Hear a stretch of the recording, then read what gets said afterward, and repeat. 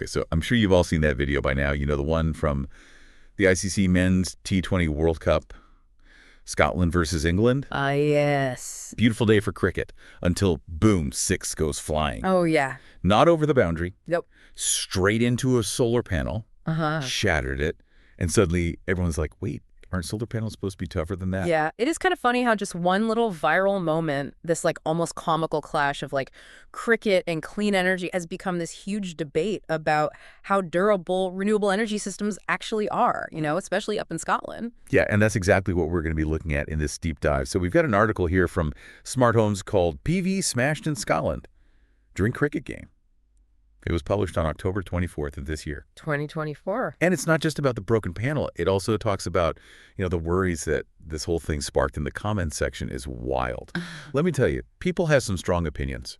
Yeah, the article and like all the reactions to it really show this weird balance that we're trying to deal with right now, like moving toward a sustainable future, but also making sure that the future is actually sustainable. You know what I mean? Exactly. So get ready, because we're diving deep into the world of solar panels cricket and all the surprising lessons this thing has to teach us. Sounds good.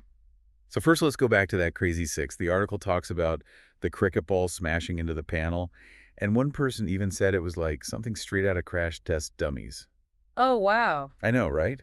It's such a clear image, and it really makes you think about how unpredictable this kind of stuff can be. But it also makes you wonder, right? Like, if a cricket ball can do that much damage, what happens if you're dealing with like a hailstorm or a hurricane? Yeah, I mean, think about all those videos you see of hurricane winds like ripping roofs off houses. Oh, yeah, A cricket ball looks pretty harmless compared to that. totally. But speaking of tough challenges, Yeah. Scotland has a big one coming up. They want half of their electricity to come from renewables by 2030. Ambitious. Very ambitious.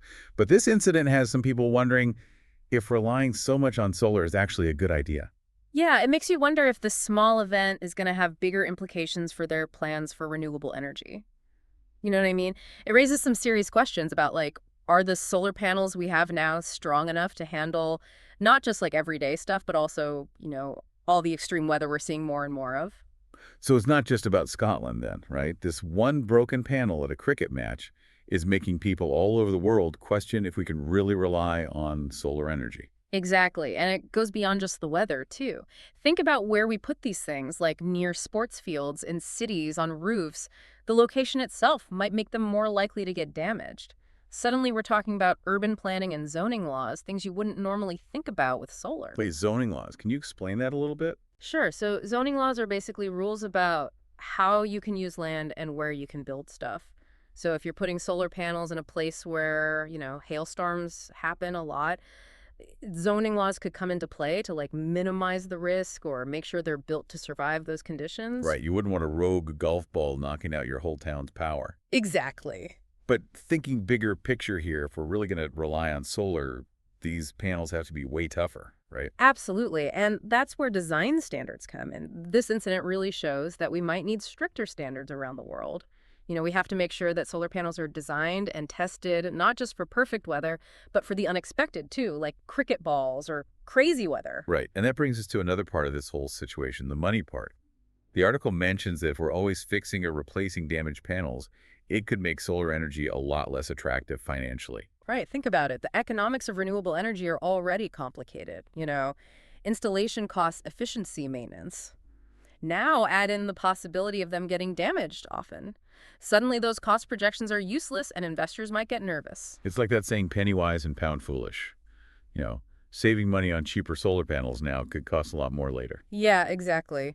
This incident really highlights that we can't just look at the upfront costs of solar. We have to think about the long-term costs of maintenance and potential repairs. It also makes you wonder about insurance. Like, how do you even insure against random cricket balls? Right. And speaking of different perspectives, the comments on this article are a wild ride. You've got people like Keegan who are basically saying, this is nothing compared to all the damage fossil fuels cause. Yeah, Keegan's comment is a good example of how people are processing all this. It's a common argument that focusing on the potential problems with renewables distracts from the more urgent need to get away from fossil fuels, which, have their own much bigger set of problems. True.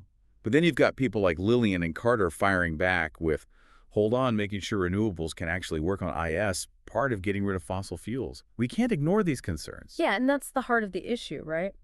While we need to switch to renewables quickly to fight climate change, we can't ignore potential weaknesses in these new systems. Yeah. It's about finding a balance. Right. It's not about picking a side. It's about having this nuanced conversation. Yeah. And that includes thinking about the economic side.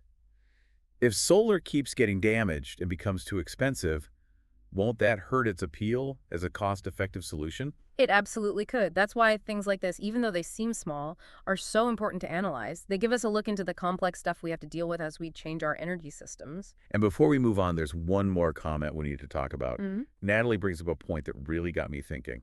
Oh, yeah. Natalie's comment gets at some really important questions about the financial realities of renewable energy infrastructure. Let's see what she has to say. So Natalie's wondering, how much it would actually cost to fix that busted solar panel and if insurance would cover it. Right.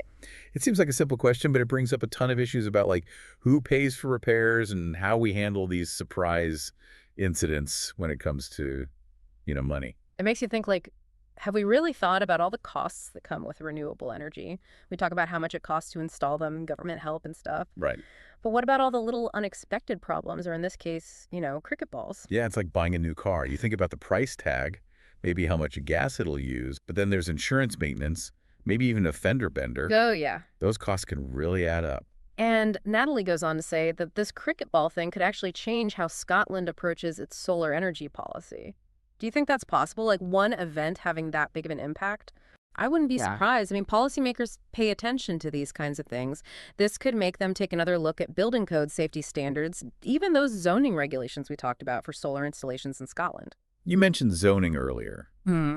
Could you explain how that might change because of this? Sure. So imagine you're on like the town council and you're thinking, okay, maybe putting those solar panels right next to the cricket field wasn't the smartest idea. Right. So maybe they update the zoning rules to be more specific about where solar panels can go, taking into account stuff like how close they are to sports fields, the chance of hailstorms, even wind patterns. So we're basically having to rethink where we put solar panels and even how we design them all because of this one crazy event. Pretty much. And this whole learning process is happening all over the world. This isn't just a Scotland thing.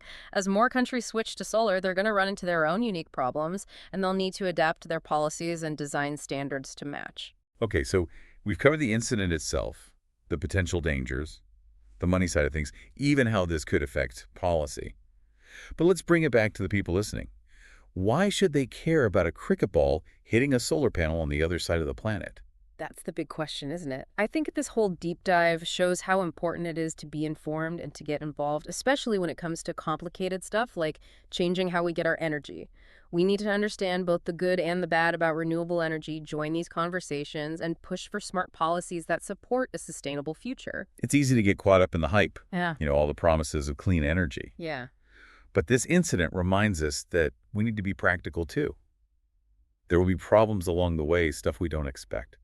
And those problems can actually be good learning experiences. They make us ask tough questions, rethink what we believe, and ultimately make better choices as we move forward. So what do you think, listener?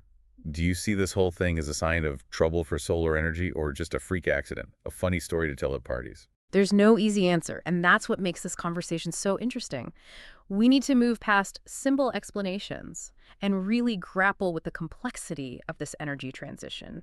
We have to acknowledge the potential problems while also staying focused on the huge benefits of renewable energy. Very well said. Hmm. And remember, this is just one example of how something small can turn into a much bigger discussion. Stay tuned for more deep dives where we explore the unexpected and find hidden connections in our world. It's like we've been so busy trying to get to this renewable future that we haven't really thought about what happens after we get there, Right? Like, how do we take care of all this new infrastructure? What happens when things break? Yeah, it's kind of like building a house like we were talking about before. Ah, You can have the best plans, the most eco-friendly materials, but if the foundation is weak, the whole thing could fall apart. right. And in this case, that foundation includes stuff like strong design, good insurance, and policies that can adapt. So what are the big takeaways here? Like, if we had to sum up this whole cricket ball incident in a few lessons, what would they be? Well, I think the first lesson is that we need to change how we think about the costs of renewable energy. It's not just about the price tag, it's about the long-term costs too. Maintenance repairs, replacements. We need to consider the whole life of these systems to make sure they're really sustainable money-wise. It's like buying a cheap appliance. Mm. You might save money at first, but then it breaks down sooner and you end up spending more in the long run. Exactly. And the second big lesson is that we need to be ready for the unexpected. This shift to renewables isn't going to be a straight line, you Yeah. know? There will be surprises, setbacks, curveballs sometimes, literally. Speaking of curveballs, this whole incident really showed how connected everything is. Yeah. We started with a cricket ball and ended up talking about zoning laws, insurance, and global energy policy. That's what makes these deep dives so interesting. It's not just about the event itself. It's about the ripple effects, the unexpected connections that show us a bigger and more complex picture. So as we wrap up this deep dive, here's something for you to think about, listener. If one cricket ball can start such a big conversation, what other unexpected challenges might we face as we move toward a more sustainable future? And what can we do as individuals and as a global community to get ready for those challenges and make sure this transition goes smoothly? Food for thought. This is just one example of how something that seems small can actually have big consequences. Keep exploring, keep asking questions, and stay tuned for more deep dives into the unexpected corners of our world.